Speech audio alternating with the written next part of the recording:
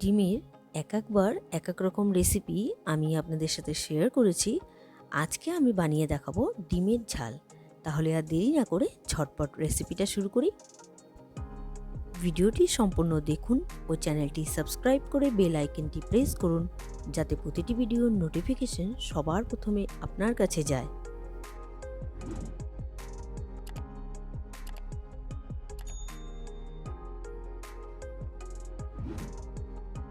আমি ডিমের রেসিপি বানাবো, সেজন্য ডিম সেদ্ধ করে নিয়েছি, সেটা আর দেখালাম না। সেদ্ধ করে খোসা ছাড়িয়ে নিয়েছি।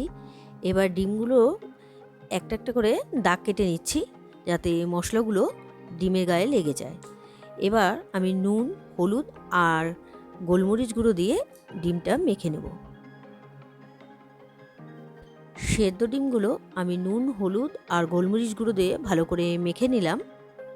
পরবর্তী উপকরণ হিসেবে আমি নিয়েছি এখানে রসুন বাটা, আদা বাটা, পেঁয়াজ বাটা আর নিয়েছি টমেটো বাটা।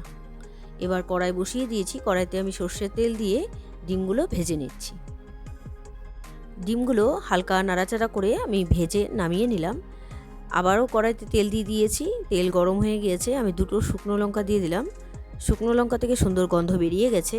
প্রথমেই আমি দিয়ে দিলাম পেঁয়াজ বাটা। পেঁয়াজ বাটা দিয়ে একটু ভাজতে হবে। পেঁয়াজ বাটাটা ভাজা হচ্ছে। এবার আমি দিয়ে দিচ্ছি আদা বাটা। আদা বাটা দিয়েও আবারও একটু ভালো করে ভেজে নিতে হবে। পেঁয়াজ বাটা আর আদা বাটা দিয়ে একটু ভেজে নিয়ে এবার দিয়ে দিচ্ছি রসুন বাটা। সম্পূর্ণ রসুন বাটা আমি ব্যবহার করছি না। চা চামচে 2 চামচের মতো রসুন বাটা আমি এখানে ব্যবহার করলাম। এবার রসুন বাটা দিয়েও আবারও ভালো করে ভেজে নিতে হবে, যাতে আদা, রসুন আর পেঁয়াজের কাঁচা গন্ধটা না থাকে। এবার দিয়ে দিচ্ছি টমেটো বাটা। টমেটো বাটা দিয়ে একটু জল দিয়ে দিলাম। এবার টমেটো বাটা দিয়েও ভালো করে ভেজে নিতে হবে, টমেটোর যাতে কাঁচা গন্ধটা না থাকে। আর দিয়ে দিব আমি পরিমাণ মতো নুন। এবার দিয়ে দিচ্ছি রেগুলারে কিছু গুঁড়ো মশলা। প্রথমেই দিয়ে দিলাম হলুদ গুঁড়ো, লাল লঙ্কা গুঁড়ো আর কাশ্মীরি লঙ্কার গুঁড়ো।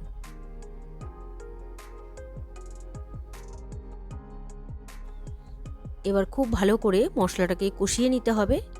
আমি একটু ঢেকে দিলাম আর গ্যাসের ফ্লেমটা মিডিয়াম টু লোতে রেখে দিয়েছি। 2-3 মিনিট পর আবার ঢাকনা খুলে নিলাম। দেখুন উপর দিয়ে একটু তেল ভাসছে। এবার আবারও মশলাটাকে আমি ভালো করে কষিয়ে নিচ্ছি।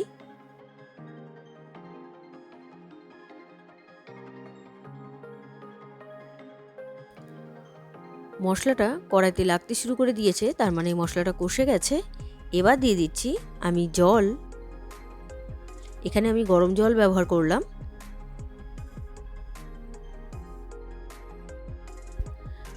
নাড়াচাড়া করে মশলাটা মিক্সড করে দিলাম। এবার গ্রেভিটা দেখুন ফুটতে শুরু করে দিয়েছে। এবার আমি ভেজে রাখা ডিমগুলো দিয়ে দিলাম।